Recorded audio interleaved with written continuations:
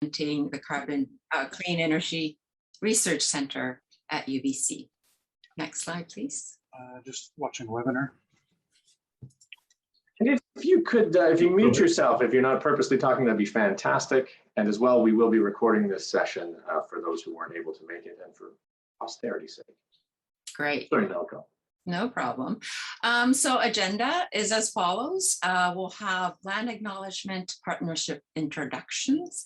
And after introducing the keynote speaker and panelist, we'll have a talk from the keynote speaker as well as panel discussion. And then we'll have breakout rooms set up so that you'll have a little bit better sort of networking in smaller teams. And we'll wrap this up in an hour and a half. Thank you. And so to start us off, I am today calling in from UBC campus, Vancouver campus, which is on the traditional, ancestral, and unceded territory of the Musqueam people. And I do live in Vancouver, whose land has been kept by Squamish, Tsleil-Waututh, and Musqueam nations. And I feel privileged to live and work on these territories. And we'll take a few moments to acknowledge where you may be at today.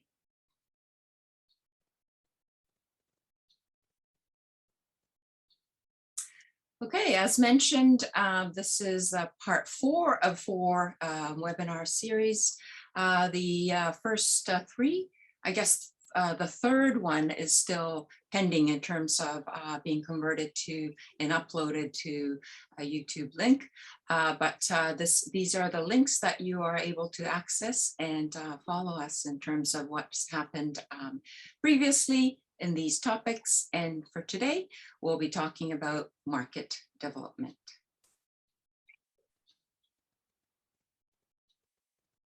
So this webinar has been organized in collaboration with a few partners. I represent UBC Clean Energy Research Center, CERC, as we call it, as well as the funding came from UBC Sustainability under Campus as a Living Lab funding. And we were so delighted that we were able to collaborate with Foresight and CMC. The team from the UBC side, I myself is here, as well as James Montgomery, who is on the operations side, representing energy and water systems. Currently, thanks to this funding, we're installing a Clean O2 system on campus, capturing and converting CO2 on a small scale. Over to you, Stephen. All right, absolutely. My name's Steve Wilson. I'm the VP of Acceleration at Foresight. I'll talk a little bit more about what we do in a second, but I'll let Brian Meller from CMC and Carbon Management Canada introduce himself, and then we'll talk a little bit about the carbonNEXT initiative. So Brian, over to you. Great, thanks so much and welcome everyone. My name is Brian Meller. I'm the Director of Programs and Partnerships at CMC, Carbon Management Canada. We're a national organization focusing on solutions for accelerating the reduction of emissions for Canada's large industries. With Foresight and CMC, we recently came together to launch and establish carbonNEXT, which is a joint program to drive development and scaling of CCUS ventures. We're bringing partners together to energize innovation, accelerate commercialization, and fast-track adoption. And ultimately, what our 5-year end goal is, we want to create Canada as the premier go-to global destination for developing, testing, and commercializing carbon tech. We're ultimately going to do this by providing both business and technical training through Foresight's programming and CMC, through industry-driven innovation challenges, by increasing the ease and access to Canada's great infrastructure of purpose-built facilities for testing from organizations like NRCan, Innotech, National Research Council, and others that I see on the call today. Nice to see you, colleagues. And by providing global access to investors and customers. So looking forward to hearing the rest of the content today. Thank you very much, Brian. I'll talk a little bit about what Foresight does. We are Canada's leading clean tech accelerator. In that, we do try to convene the 5 main stakeholder groups that we have identified as being very important, which would be SMEs, industry, academia, investors, and of course, government. This is part of our monthly Climate Connection series. This is the carbon edition, obviously talking about CCUS. Next month coming up will be Ag. We're doing this in partnership with E at UBC and Innovation at UBC, and as well under the carbonNEXT umbrella, helping to bring together some fantastic speakers, as well as some wonderful participants who are working in the space. We're very excited to continue this initiative. Check out our website for upcoming events, and the next one will again be November 28th on Ag. Without further ado, I want to move to our speakers and panelists because I think they are a wonderful array of folks in the industry with deep knowledge, and I'm very, very excited and pleased to have them all here today. I'm going to start with Katie Sullivan, who will be giving us a little speech and overview today. Katie serves as the Global Managing Director of the International Emissions Trading Association, this international multi-sector business voice for the intersection of markets and climate change. They work on behalf of 180 members, and she leads their efforts to inform market solutions that tackle climate change across the Americas and around the world. She also sits on the steering committee of the World Bank's Carbon Pricing Leadership Coalition and on the board of the Climate Action Reserve and International Carbon Capture and Storage Knowledge Center based out of Saskatchewan. So very excited to have Katie here to talk a little bit about what she sees from her IETA role. We also have Anna Stukas joining us from Carbon Engineering, where she is the Vice President of Business Development. And if you're not familiar with Carbon Engineering, they are leading the commercialization of groundbreaking technology that captures carbon dioxide directly from the atmosphere. They also have a second technology that synthesizes it into clean, affordable transportation fuels. And Anna might just mention a wonderful announcement that happened very recently around a project to move that forward. And her background, she's a professional engineer with over 15 years of experience bridging the gap between technology and business. We're also joined by Kai Alderson, who is an experienced corporate commercial lawyer whose practice includes advising clients in respect of the climate, the purchase and sale specifically of environmental benefits produced by projects. And he's also worked extensively in the fields of energy, First Nations, and environmental law. So happy to have him join us for the panel, as well as Don D'Souza, who joins us from the Climate Action Secretariat, where he's a director in the Clean Growth Branch of the Ministry of Environment and Climate Change Strategy. His team has been leading the development of new industrial policies in the province's roadmap to 2030, which was just released this week. So we're really, really happy to have him here to share a little bit of the insights from that. I managed to dig through that 72-page document with bleary eyes last night, so I hope he'll clarify anything I misread there. And but there is some great announcements there, and we look forward to the drivers that those will push in the change that we see coming. With that, I'm going to turn it over to Katie to talk a little bit about what she sees as the carbon credit space and the development around that. And obviously there's some exciting news that will be generated in the next few weeks around that space. So check back and we'll talk about what she hopes to see out of that COP26. But Katie, over to you. Yeah, fingers crossed. We have a big couple of weeks ahead. You have bleary eyes, I have bleary eyes. I don't think I've slept for a little while with COP around the corner. Stephen, thank you so much for the invitation to join you today.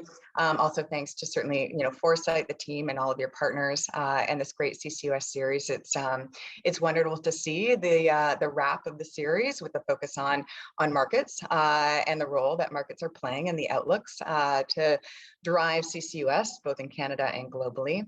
And it's also great, of course, to share the stage with some wonderful people and friends and faces with Kai, Anna, and Dawn. So as Stephen mentioned, I'm going to be pretty high level right now. There's a lot of action happening. And even when you're in the trenches like me, it's hard to keep up, frankly, with all of the activity. So we'll go broadly, especially with Glasgow around the corner. And then we'll dip into what's happening at the more regional level on markets and those activities, and then dig a bit into what's happening on standards, protocols, methodologies related to CCUS. And I'd like to say at the front end, the train has certainly not left the station on a lot of this action. It's being baked right now. So it's really an important time for your community to know what the latest is and then potentially plug and play or certainly monitor these activities while moving forward. As Stephen said, I'm with IETA, and for those of you who don't know, the International Emissions Trading Association.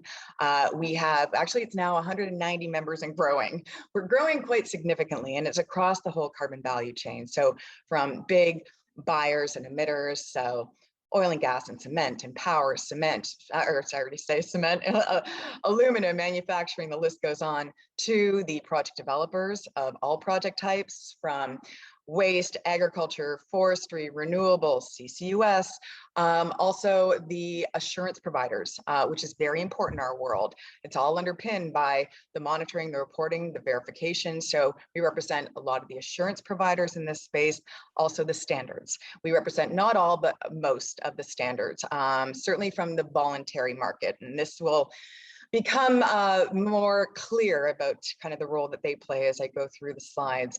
But those would be like Verra, Climate Action Reserve, American Carbon Registry. So we have the whole spectrum really of the players in the carbon market space. And IETA came out of the UN process over 20 years ago. It's also why we remain the biggest accredited observer group to the COP negotiations. And I think for Glasgow, we're hovering around 150 delegates on the ground. So yeah, pretty intense days. Let's take a look though at the challenge we're currently facing. So only a couple of days ago, you had the UN Environment Program released the emissions gap report. This is a report though that was released a little while back, a few weeks back, I think it's September, where you had the report comparing global emissions under scenarios under the IPCC 1.5 degree report. This was back in 2019, with now all the global emissions, or at least the trajectory of those emissions and the reduction pathways, according to the latest nationally determined contributions, the country NDCs.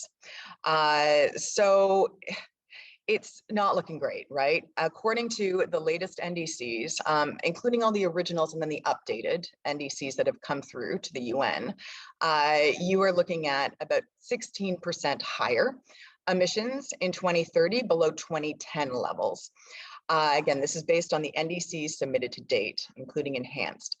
And that aligns with a global warming temperature level of around 2.7 degrees by mid-century. So not on the right pathway at all. If we have a hope of really getting to the average temperature increase to well below 2 degrees, the objective of the Paris Agreement, we need to slash emissions to around 25%. Below 2010 levels by 2030. So that is some serious heroic effort is required. Again, we're looking based on the latest updated NDCs, including Canada's, around 130 parties so far have sent them through to the UN, and the big pressure is on for others like India and China to get those in by Glasgow. Notably, certainly in the updated NDCs, you have a lot more attention now being paid to broadly sequestration on land use, but also a lot more love and attention being paid to CCUS, the role of CCUS in these targets. Also notably, for certainly my purposes and the purposes of this discussion, you have over 80% of the countries now have mentioned that they need international markets and trading, or they have a desire to have international markets and trading to reach their NDCs or enhance that level of ambition. That's compared to around 60% in the original batch of NDCs. So, there's more and more attention and need for these international mechanisms, and it's being recognized by countries. So again, moral of the story, we see some serious climate ambition and investment gaps. They need to be filled. We're on a hyper accelerated time scale right now, especially the kind of golden years between now and 2030. It's an all hands on deck moment in time. We absolutely need to deliver the right price signals and incentives to not just businesses, but communities worldwide. And we need to scale all the solutions across emission reductions, avoidance, and removals. There's going to be really important, unique regional, socioeconomic, temporal considerations to this journey. There's also going to be some really unique land-based and geological storage considerations to this journey. But it is certainly game on, and we're desperately hoping that Glasgow at least will be a signal. It's not about as much concrete, announcements at Glasgow within the 2 weeks. You can only do so much, but providing the right signal over the coming years and through 2030 that we can start to close these gaps. As mentioned, within these NDCs, there's a whole host of measures that countries have put forward about how they're going to reach their targets, including on markets. So this is dated. It's based on the original NDCs. It's a map that AIDA did with EDF, 2015, 2016, with all the green spattered, looking at, recognizing that these countries said they want or they need to use international markets in order to reach or enhance their level of ambition. So this in the world of, Paris speak is cooperation, international cooperation, trading through internationally transferred mitigation outcomes, ITMOs, denominated in tons of carbon dioxide reduced or removed from the atmosphere, okay? The key area, the home for markets in the Paris Agreement is Article 6. One of the only outstanding items within the Paris rulebook, as we call it, so the things that have been negotiated to actually implement, operationalize Paris since it was gavelled through in 2015, the one major outstanding issue, certainly for business, is the Article 6 guidelines. We don't have them yet. They are quite contentious. We won't get into the weeds, at least right now, but that is a top priority to get this guidance, the rule book for Article 6 around robust accounting, ensuring environmental integrity, and try to get that by the end of Glasgow. And cooperation markets, they allow for cost savings. They, allow for efficiencies. They allow ultimately for enhanced ambition to reach the net zero and Paris goals. A couple of years ago, AIDA partnered with the University of Maryland to say, well, let's actually look at the numbers. If we have a good Article 6 rulebook and guidance, and we have businesses and countries that can follow that guidance, and we have these high integrity carbon markets, what does that look like in order to actually reduce costs, but also enhance ambition? And so we looked at the numbers based on existing nationally determined contributions and said, if countries go it alone, they reach their NDCs, but they don't go beyond their borders, right? It's all within their borders, versus if they were to allow to cooperate and trade, what could the cost savings potential look like? And when you look at the numbers, it came out to around $320 billion a year by 2030 in cost savings because of these market efficiencies and these instruments. If you then were to say, well, it's a willingness to pay anyway. So if you were to take those cost savings, the 320 billion, and you translate that into enhanced mitigation, you're looking at unlocking an additional 9 billion tons of carbon reductions a year. So not insignificant at all. And this is the storyline and the narrative that AIDA, our community, has been using to help wrap country, government, legislator, negotiator heads around, the potential squandered if they don't get an Article 6 rulebooking guidance coming out of Glasgow. Oh, I accidentally brought in the chat box.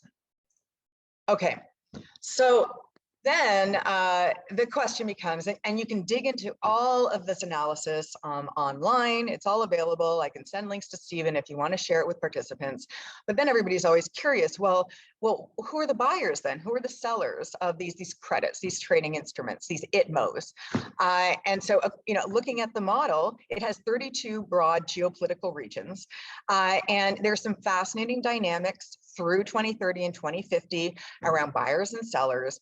But a big takeaway, for certainly this audience, you have the US, the EU, Middle East, some of the bigger buyers throughout mid-century of credits. They had to be, in a net buyers of credits, I should say. And then there's going to be net sellers of credits. And that's where you're seeing, Southeast Asia, you have a lot of Latin America, you have China in that boat. You actually, looking at, again, it's a modeling world, so it is like a perfect world and it doesn't lead into all the geopolitics, right, that's involved. But Canada, because of its tremendous land use potential and the geological storage potential, actually in the modeling world, becomes a net seller of credits through even not just 2050, but even before that. That's the pink sliver if you look at the above zero level. So it's a fascinating kind of storyline that plays out when it looks at buyers and sellers of these markets. I understand that time is tight, so I'll speed through then the remaining compliance voluntary space. But you have the scene set that what has happened since 2015 is this explosion of bottom-up carbon pricing activity. These are government mandated, subnational, so state level, provincial, national, and regional carbon pricing programs. And a lot of this map became colorful only within the last couple of years, because it's been regions that said, okay, well, now we actually have targets and we recognize the need to actually implement high integrity, capable of harmonizing carbon market pricing program. So today you have around 65 carbon pricing programs driven by governments. Over half of those have some component to a carbon market. And the other half would be just flat carbon taxes. So there's no flexibility or trading built in. But then there's half that have all sorts of different flavors of trading. There's cap and trade, there's output-based pricing systems, there's carbon taxes where you can use offset credits to meet compliance obligations like South Africa or Colombia. This is as fragmented as it looks. We don't like that as businesses. We don't like that as investors or even technology developers. It's still incredibly fragmented where it's different rules of the game. There's not as much fungibility and trading as you'd like across the programs. There's different monitoring, reporting, verification, and protocols. So it's hard to keep track, but progress is being made. What is also happening, it's always been there, but it hasn't been there as much as it is in 2021, and that's the voluntary carbon market. So voluntary meaning there's no oversight, it's not being driven by government, there's no government intervention. It is a global voluntary market. It's driven by a host of things, primarily ESG corporate commitments, now with the surge of net zero commitments and carbon neutrality commitments from corporates, investors, shareholder concerns, just customers demanding it, both corporate wide being scopes 2, 3, also on products. So this whole voluntary space, which is solely offset credits, voluntary offset credits, it is growing and it's set to grow quite dramatically over the coming years. This is just a snapshot of the size and growth of the voluntary carbon market from Ecosystem Marketplace.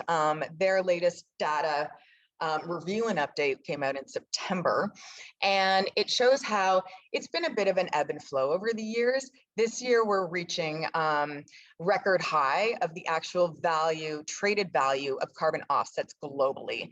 And it was around actually 7.5 million not B, million this year when the data was first churned out. By the end of this year, though, we're set to reach a record high of 1 billion. To put that into context, so In the compliance programs, we're talking billions and billions of dollars in compliance carbon markets and traded markets, okay? Voluntary markets, it's still quite small, but it is growing. And that is part of the recognition that the voluntary offset market could actually grow quite significantly to the tune of 15 times to, I've seen projections up to 30 times by 2030. And then 50 times by the time 2050 rolls around. So this is done by McKinsey and a few other analyses looking at past current voluntary carbon market volumes in gigatons, billion tons of carbon dioxide.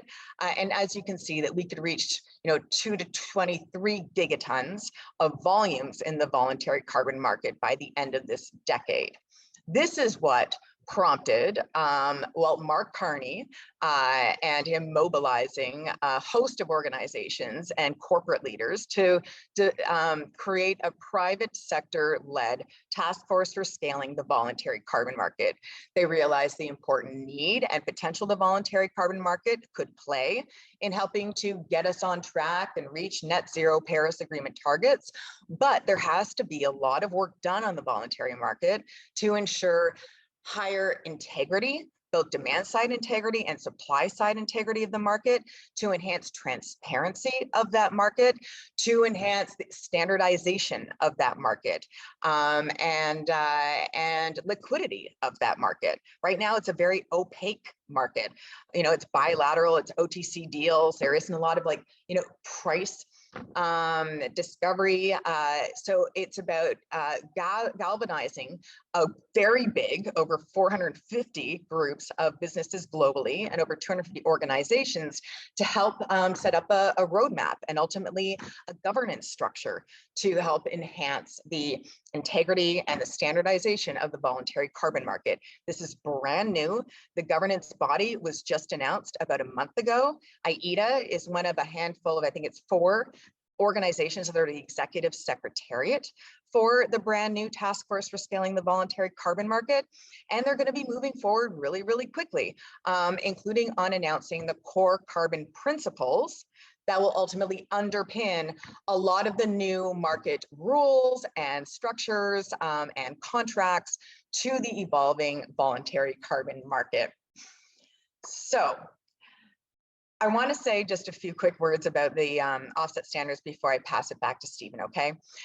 In the world of the carbon markets, these carbon market standards, the methodologies, the protocols, they underpin everything. Without them, we might as well call it a day. We can't have a market. They're absolutely critical to ensuring integrity, also the confidence in the market and the participation of the market. And so you have hundreds of methodologies across all different project types globally. And you have compliance protocols, right? And methodologies and standards. And, you see Quebec and Canada, they're developing some, Alberta, British Columbia, Japan, Australia. And then you have on the voluntary side, this kind of handful of these core international voluntary standard groups, CAR, ACR, Gold Standard, VERA. Within these, all these circled have either existing or under development carbon capture, utilization, and storage protocols and methodologies. So some exist, like in Alberta or in Australia, joint crediting mechanism in Japan. UNFCCC actually has a CCUS methodology. And then on the voluntary side, still new, but ACR, you have VERA that is currently developing one jointly with an initiative called the CCS Plus initiative. So the point being here, there is a lot of activity happening around both convergence of voluntary standards and programs, protocols, and compliance systems. You also have a lot of focus and love and attention being paid to CCUS methodologies. Final points, main takeaway, high quality credits, they're surging across multiple markets, compliance and voluntary. So not only are we poised for growth through 2030, we're poised for the prices to grow quite dramatically through 2030 and mid-century. Tons of attention being paid to CCUS plus and removals broadly. Protocols MRV, tons of work ahead, but it's a really exciting space right now. There's growing scrutiny and oversight over the both demand and supply side of the markets. Canada, it's home to loads of CCS innovation. I don't have to tell you that. Technology, markets, policy, now is the time for all of us and others in Canada to lean into those innovations, leverage them for both, uptake and scaling at home, but also globally. But it's about knowing your pathways to monetization, know the existing or potential protocols, know the market opportunities on voluntary, pre-compliance, and compliance, and know your key stakeholders and become engaged right now. And I think that's just the absolute phenomenal role Foresight and CERC and UBC and all of you are playing in bringing together the key stakeholders across this journey.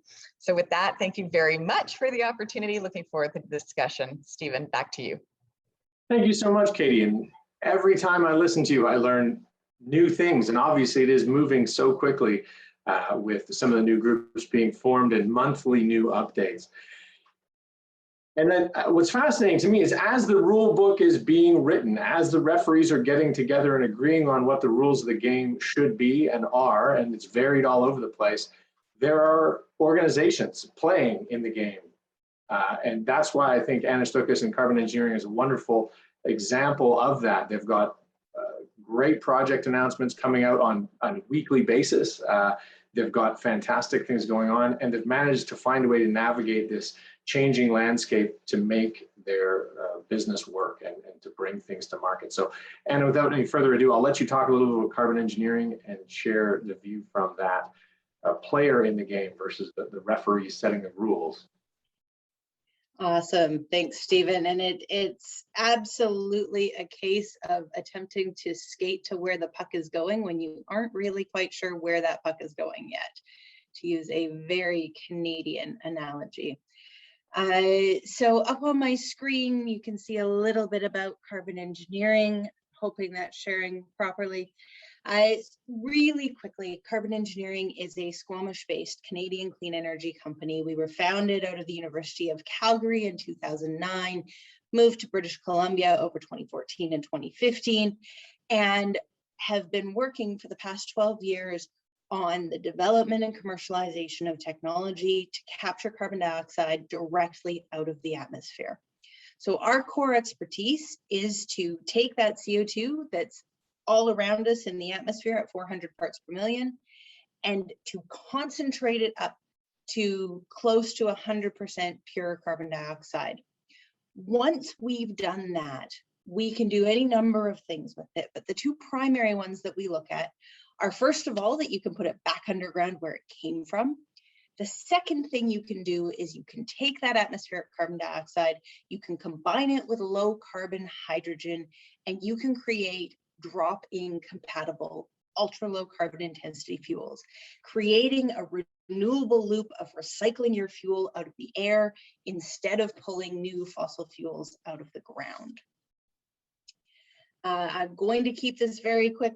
I could dive into the technology, but I'm not going to, given our focus on markets today. What I want to focus on for today, there we go, talking a little bit about what we've been doing. So we started operating our pilot plant here in Squamish, British Columbia in 2015. That pilot plant was a batch process capable of capturing about 300 tons per year. In 2017, we added in the ability to create synthetic fuels from the air from that pilot plant. We've since then shown that we can create on-specification diesel and sustainable aviation fuel using those tools at our pilot plant. The image that you see behind me and in the screen up here is our innovation center. That's taking the technology from our pilot plant, upscaling it, and fully integrating it into what's going to become, we hope, our permanent innovation platform, where we test out all of our new ideas before they get deployed in commercial plants. We're just in the process of commissioning that plant right now. And once operational, it will have a capture capacity of in the range of about 1,000 tons per year.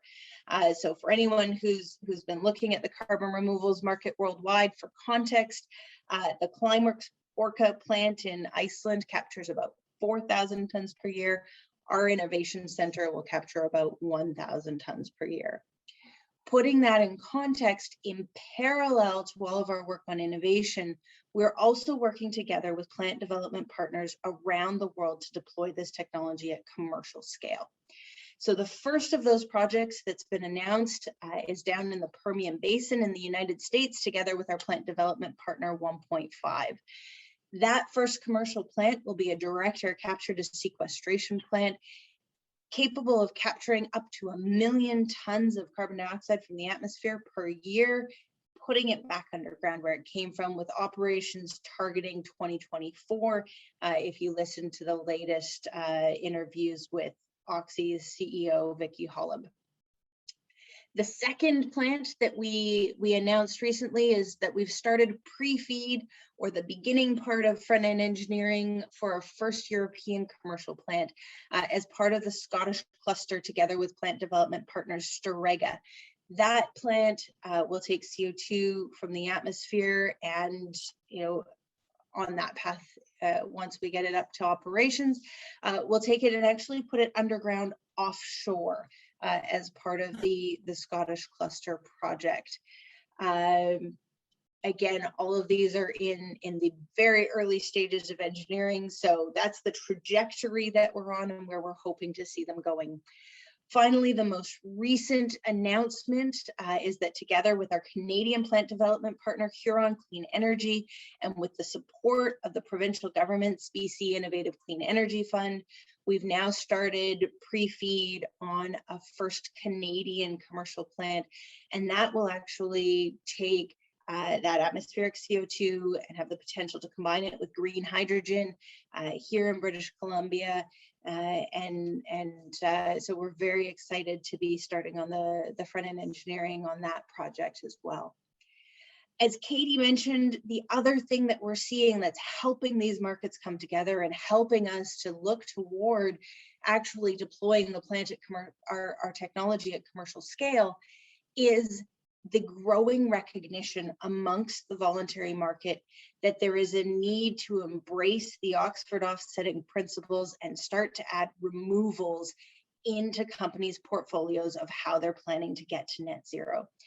So we saw that with Shopify really leading the way, coming on board as our first customer, committing to purchasing 10,000 tons of permanent carbon removal from one of our commercial plants when they come online. We're also working together with Shopify to look at innovative CO2 storage solutions from our innovation center right here in Squamish. The second one I'll note is B0 Carbon, who are our first aggregation partner, offering the general public an opportunity to access permanent carbon removal, either direct procurement of permanent carbon dioxide removal from CE or a portfolio approach. The final piece, which is a cool one and sort of near and dear to my heart because I have a soft spot for mass spectrometers, which I won't go into, but Thermo Fisher Scientific in August announced that they were launching a carbon neutral mass spectrometer. So you can now do all of your scientific analysis carbon guilt free. So some exciting things happening there. And, I think that this quote really embodies a lot of what Katie was talking about. This is from the Berenberg report in May 2020 about the potential for that long-term market. So with that, I will stop sharing my screen and look forward to jumping into our panel discussion. Anna, thank you so much. And really, if Thermo Fisher and Shopify, if you can buy the goods online, are they selling those mass spectrometers on Shopify for a complete carbon neutral solution there? Not to the best of my knowledge yet, but it's a great full end-to-end business idea. I love it. Probably not the sort of equipment they usually deal with. Thank you so much for that. Like I say, it's wonderful to see the development in what's happening in setting the rules on which the game are played, and then how companies have managed to navigate those, leverage some of the existing regulations and policies to get commercial projects underway. There was a question in the chat, and it was certainly a question of mine, and I'll start off with Katie Sullivan. COP26 was, you've mentioned it around Article 6. What do you actually expect to see come out of the next the next few days, really, on the negotiations around COP26. Oh, we shall see. I mean, there's so it starts on October 31st. You have the big leader summit, right, happening on Monday, Tuesday next week. When it comes to like the negotiations themselves and some of the like the key outstanding issues like Article 6, it likely won't happen until the bitter end. So like we're talking possibly 2 in the morning on the Saturday. So, you know, people are cautiously optimistic about Article 6, but also recognizing this is a sexier COP, right, than even Madrid in 2019, COP25. And, you know, there's a lot of things on the table. It's enhanced NDCs and enhanced ambition, submission of long-term net zero strategies. You have the adoption of detailed reporting formats and transparency, climate finance. That's a big one, delivering on a $100 billion commitment, right? And then having some kind of comfort or even numbers to 2025 or post 2025 climate finance commitments from the developed country to the developing country. So I say all that because Article 6, it's one of the top of, there's 13 main priorities that Alok Sharma and the UK presidency identified as like major outcomes that could be like a success. And Article 6 is, one of those 13. It's number 7 of those 13.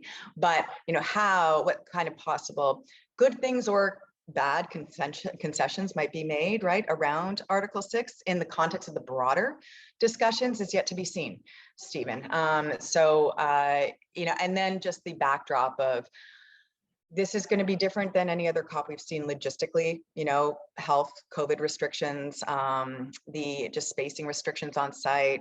And, like it or not, a lot of that tone and the backdrop that impacts how willing or not willing parties are to like find common ground and move forward and have success. So if there are real challenges, just like logistically backdrop wise, delegates getting around, being in overflow areas, not being able to I'm like communicate live, like that's not what we're doing now, but like face to face without masks, like how might that just impact the broader conditions for success, right, or not coming out? So it's going to be one heck of a couple of weeks, and thankfully, unlike previous COPs, there is a lot of stuff that will be streamed with regular updates over the course of the 2 weeks. Mm-hmm.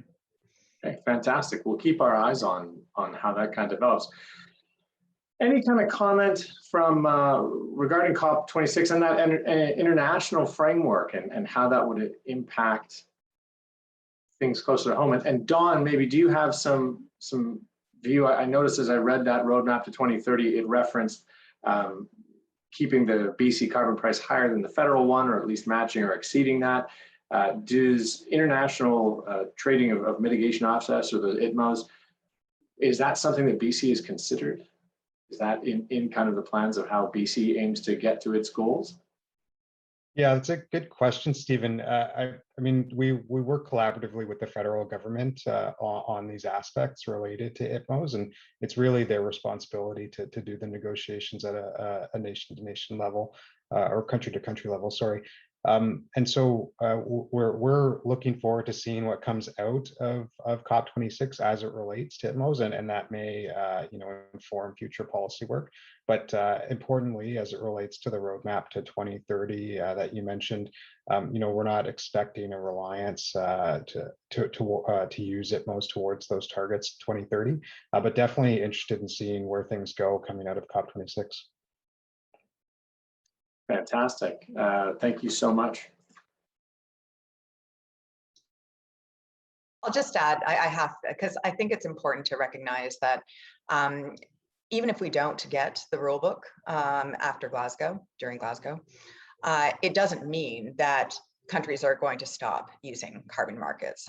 It would be a shame because there would still be some layer of uncertainty, including to the voluntary market, right? There's the voluntary market, there's a ton of voluntary like private capital that's on the margins right now, just because they're concerned that if they put some of their monies into project opportunities and credits, there might be some concern or clash with how the Article 6 rule book and accounting plays out. But it's it means that there won't be as much of a clear acceleration on compliance and voluntary, you know, in the same direction, but it doesn't mean that things will stop. It'll just happen, and then it'll be more in pockets and more like bilateral, we call them carbon clubs, right? Where they decide on high integrity rules that work for their countries or that regional collaboration. And so, you know, that is something that I would actually really hopefully, and I think hopefully all of you would push the Canadian government that even without Article 6 coming out of Glasgow, if we have to wait a while longer for the rule book, that Canada actually does start to make some very clear policy, you know, messages that it's going to do Article 6 pilots and engage in Article 6, you know, pilot type collaboratives with other countries. Stephen, I wonder if I can just chime in there from the sort of private sector perspective. Most of my clients are major industrial players, mining companies, energy companies, seeking to manage their carbon footprint through transactions, offset transactions. I also represent carbon offset developers and many companies looking at CCUS. And I just wanted to chime in that Katie's point, I think, is really, really important. I've been actually a little worried about some of the advocacy and public pressure pronouncements about this is a make or break COP. This, you know, we have one COP to solve all of our problems and everything. Obviously very important, but the biggest risk is the downside risk that people in their urgency make concessions that erode environmental integrity. You know, we can manage, there's lots of activity. There's, you know, all my clients are actively seeking to address their carbon footprint and explore CCUS without COP. If you look at the growth of the voluntary market, it's there. Things are happening. And I think there's a little too much attention to, we got to act fast, and some of the disconnectedness, complexity, multiple overlapping markets that Katie referred to, that's actually the real obstacle to the market delivering some of these advances at a lower cost that Katie was talking about. Right, and as you say, you're sort of executing some of these contracts at the moment. So even without COP26, things can move ahead, and they are moving ahead regardless of the state of ambiguity, which obviously carbon engineering has demonstrated. Since many of the people on the line are kind of researching technology and would be interested in kind of the projects and maybe the generation of carbon credits, I thought I might ask you about long-term liabilities associated with carbon projects, and sort of how, you know, whether or not there's an agreed upon international framework. At some point you can establish contracts between two parties, right? I mean, you can sort out those rules. But I think that's a really, really important point, Stephen, particularly in the carbon capture and sequestration space. One of the major issues for companies are long-term liability and risk of reversal when they're purchasing carbon offsets or producing carbon offsets. That's a huge risk. And with carbon sequestration, either in nature-based solutions or geologic sequestration, it's a tremendous source of uncertainty. And so that's a big part of what the contracts deal with. That's a big part of all of the protocols that Katie put up on the screen deal with, to the extent that they deal with sequestrations. How do you manage risk of reversal? So often that can be dealt with at the protocol level. Often that can be dealt with at the contract level. One of the challenges, I think, in carbon contracting is that if you think about it, if you're doing a land transaction, you sort of have 400 years of common law backstopping what it is that you're transacting. And there is a large gap between the basic legal infrastructure, if I can call it that, underpinning carbon transactions. There are gaps. You can take security in widgets if you're financing a widget transaction. You can't take security in carbon offsets. And so a lot of the work that I'm doing is actually just basically trying to recreate basic contract law in the context of a contract. So these contracts become a little complicated, but very important to allocate risks. And it's funny, I was just thinking about the folks on the on the line from UBC and other universities, and interested that mostly it's technologists, and I don't know if there's anyone from the law school or the business school, but that's the kind of thing where some of the innovation that needs to happen is legal innovation, and it's the unsexy legal innovation of how do you lock up land for 100 years. Most of our laws are around not locking up land for 100 years if you're doing a forestry project. So that's where a lot of the creativity is, and that's where a lot of what I do lies. Fair enough. I like that idea.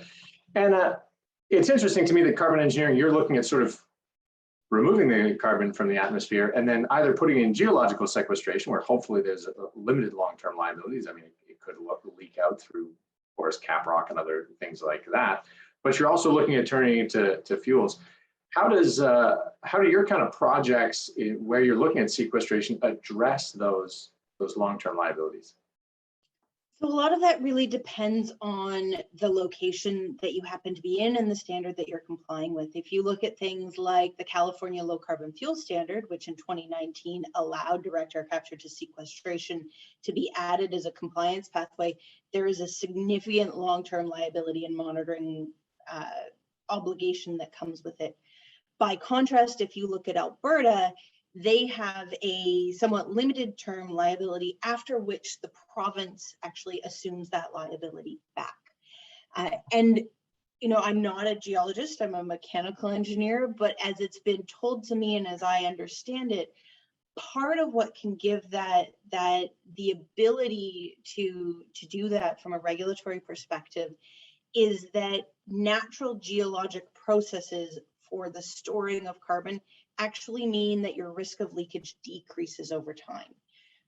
So once you compress that carbon into a supercritical liquid and you put it underground, I mean, step number one is that you need to choose the right geology.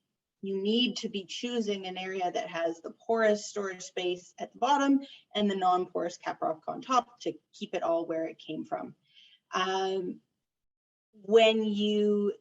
Once you've put it in there, it starts to dissolve in the liquids that's down there. It then starts to get trapped in the pore space of the rocks. And over time, and on what I understand is a relatively rapid time period from a geologic perspective, it actually remineralizes, turning back into the carbonates that form things like limestone and seashells. So that progression, first of all, the fact that you can really quantify exactly how much you've put underground, and that you can then monitor it and tell that it's staying there and know that it's getting safer over time, I think influences how all of those protocols are being developed. But really, the protocols that we'll comply with are the rigorous government and ISO standards and the protocols that are being developed like BERA and others that are ensuring that this can be done safely and securely, because that's absolutely imperative. It's not permanent carbon removal if you can't prove that you're doing it permanently. That is a good point. And I noticed you mentioned that permanent carbon removal, and your first commercial project is down in Texas, and then you've got another commercial project looking in the UK, and the one you're actually doing the pre-feed for in Canada is around utilization. Are there gaps in the Canadian regulatory or policy framework that aren't encouraging the kind of permanent removal and sequestration projects here? I would say we're getting there. So the key that's unlocking that potential in the US is that addition of direct air capture to sequestration through the California Low Carbon Fuel Standard. We've now seen BC in the roadmap to 2030 indicate that they are starting to consider doing that. We're very excited to see that. We think that that is a great way to incentivize direct air capture and sequestration. We saw a similar concept in the Gazette 1 edition of the Canadian Clean Fuel Standard. And so we're now waiting with bated breath to see what happens in Gazette 2. I would say really what we're seeing is a lot of the right ingredients here in Canada that are now moving in the right direction. And so our goal is to help support those regulatory processes as they proceed through their approvals. Thank you very much. And Dawn, I think you're smiling because you've got the feeling I might ask you a follow-up question here. In that it said you're considering it for the LCFS. Are you looking at policies that have enabled technology innovation and commercialization of projects and looking at bringing them into British Columbia specifically? I noticed in the section around the LCFS in the roadmap to 2030, there was some great numbers in that, the current target was 20%. You're looking at moving that to 30%. And looking at ways to kind of enable that. But in the CCUS section, it didn't have as many specific policies. So how are you going to judge and consider those policies, which ones to adopt? You're going to build out that framework to support that industry. Yeah, it's a great question, Stephen. And I think that's definitely the way that we've approached the roadmap to 2030. If you take a look, like, we are trying to follow more of a market transformation approach here in the province now, recognizing that different sectors may be at different stages of decarbonization, and there needs to be like laying the groundwork for some more emergent stage. So something like CCUS, the province has a lot of really great talent here, a lot of really great companies, clean tech companies, and a lot of interest from our heavy industrial users that are on their own pathways towards getting towards net zero by 2050.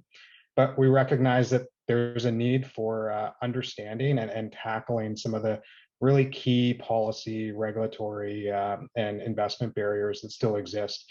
And so that's the way that it's described in the roadmap to 2030, is developing a coordinated approach to CCUS in the province to really identify what some of those gaps are and tackling them over the next couple of years so that we can ensure that there's this kind of market certainty to allow companies like Anna's or the folks that Kai works with to really get some projects off the ground.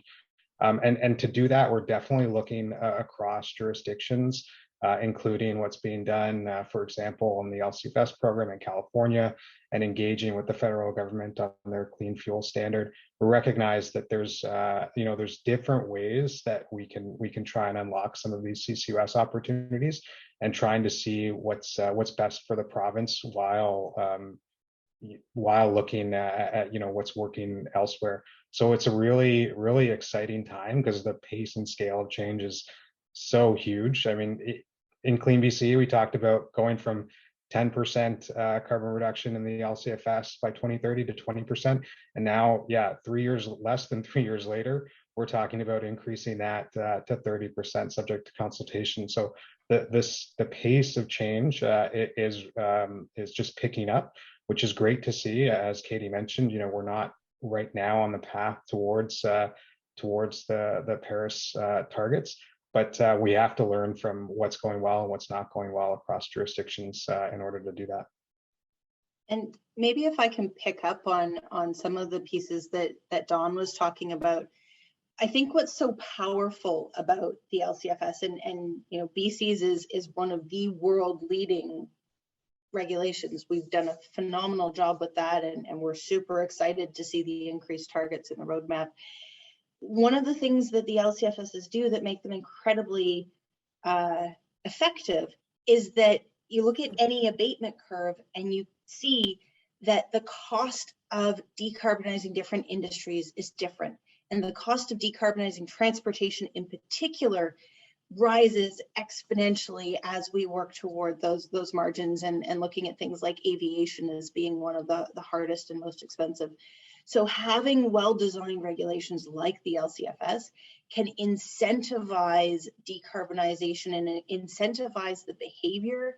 And you'll note the credit prices or the trading prices in the LCFSs, whether it's BC's or California's, are significantly higher than what you see on the economy-wide carbon tax. And that's a recognition of the fact that it costs more to decarbonize transportation than other areas. And, they're really effective policies and things I think we would love to see more of around the world. I think just for context, because the prices are going wild everywhere, but Anna's completely right, where you're looking at California LCFS and you're looking around, you know, $200 a ton US. What is BC right now, Don? In the voluntary market, or sorry, in the LCFS Your market? LCFS, yeah. I think it's it's wild. about 300, 400. Yeah, I'd have to go and check, Yeah. but it's pretty high. 300, 400 prospects for the Canadian CFS. You're looking at 200, 250. Canada, I mean, we are not too shabby when it comes to our federal, you know, carbon price, albeit it's fragmented in places. But even Quebec, California, we're looking at record highs around $30 a ton. And then, you know, rest of Canada, you have $40, 45, going to 50, escalating by $15 a ton through 2030. The EU right now, we are looking at like north of €65 a ton. You know, but when I say the China's, even Korea's, New Zealand, like you're not, actually New Zealand's not too bad right now, but you are looking at like noticeably lower prices in the carbon space. And then on the voluntary side, well, if you were to look at the latest ecosystem marketplace report and they take the average prices across project types in the voluntary space, you're looking at less than $1 a ton to, you know, highest in their latest analysis, average is for afforestation, reforestation, maybe a bit on agriculture, which is around $20, if that, a ton. There are some other, again, opaque bilat deals that we hear way more than that in the voluntary space. But again, it's just for context for the audience that why these clean fuels markets, CFS, LCFS, like that is a huge driver for the CCUS opportunities that like carbon engineering is exploring. I wonder if I can just chime in, Stephen, with a little bit of a counterpoint on some of that, and that's not so much a counterpoint as, you know, I have a lot of complicated feels about this space and about some of the emerging markets and whatnot. And I often feel from where I sit a bit like I've got, you know, one of those old Looney Tune characters with like an angel on one side and a devil on the other side. So I've got my really optimistic angel side and my really sort of pessimistic, risk-oriented side as a lawyer chiming in. So I'll just channel those for a moment and just highlight a couple of the downside points. Like, first of all, yes, this is tremendous, particularly LCFS, very powerful tool, very effective. And politically very, very important.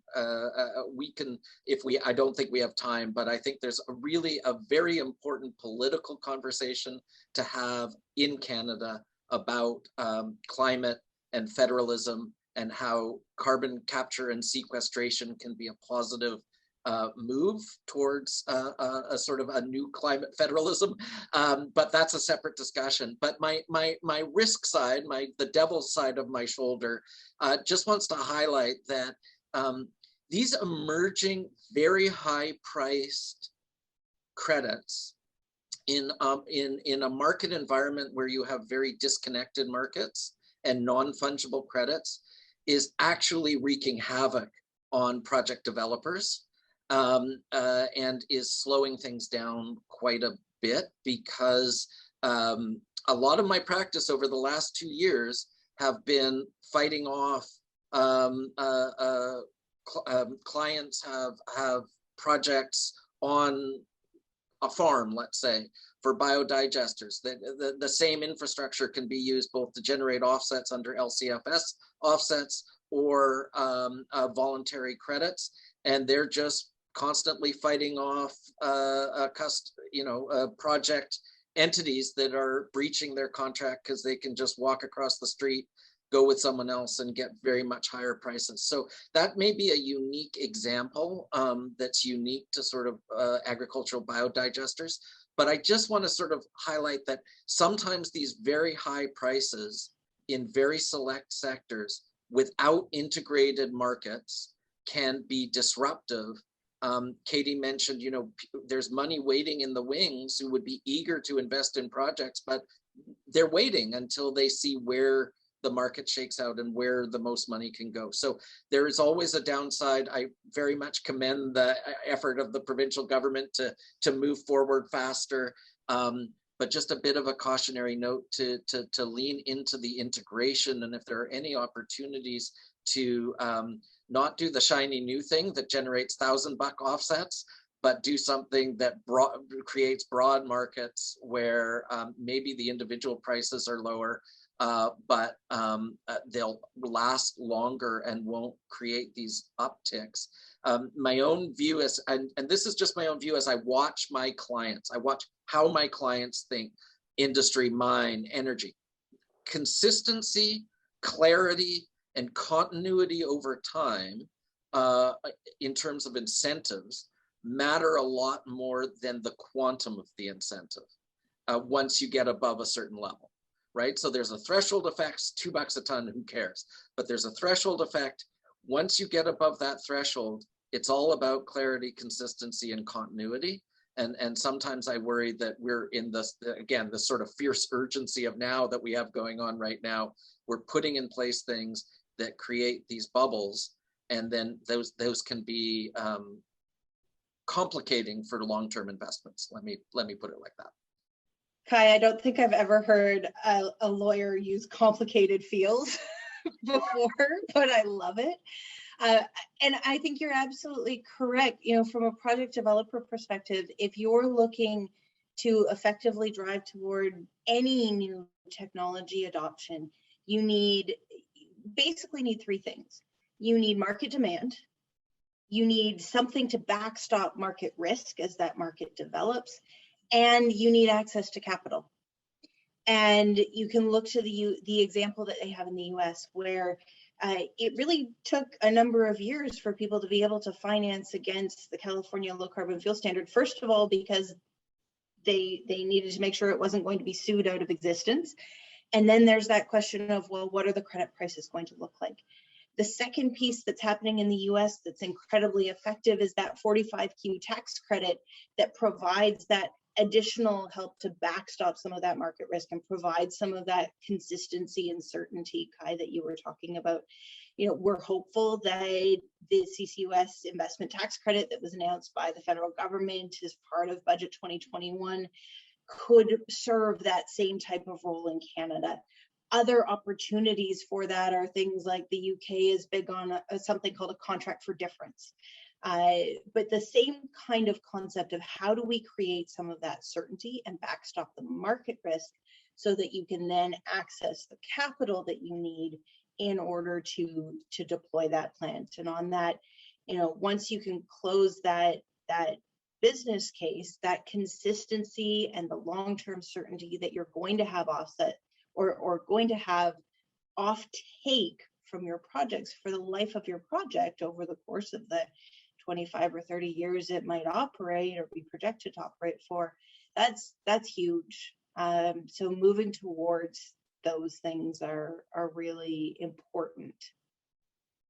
Anna, thank you so much. I think I promised everybody who came today that they would have a chance to jump into some breakout rooms and maybe say hi, and I think that's a very valuable portion of the session. So I think with that, we'll move into the breakout rooms. They'll last for 15 minutes. You'll have a chance to speak with some of the panelists, ask some questions, find out who else was in the room. So we'll move to that, and then we'll all come back for a quick little wrap up. But I want to say thank you so much to the panelists for your discussion, for your opinions, for your complicated fields. I'm glad you feel open to sharing. All right, everyone. I hope you enjoyed your breakout rooms. I felt we were just getting down to the fun of it in our own, and this is such an important conversation. I'm glad everyone here was able to join. There is so much to learn in the space. It's evolving so rapidly. So I really want to say thank you to our panelists, Katie, Anna, Kai, Don, for coming here today to share a little bit of the knowledge, a little bit of the moving parts that you're seeing from your different perspectives inside of it. I want to thank you as well for the work you're doing. I think, Katie, you absolutely highlighted the key point that we are not on track to go where we need to go, to be where we want to be, which is 1.5, right? You know, already we're seeing the impacts of climate change and the horrific toll it's taking.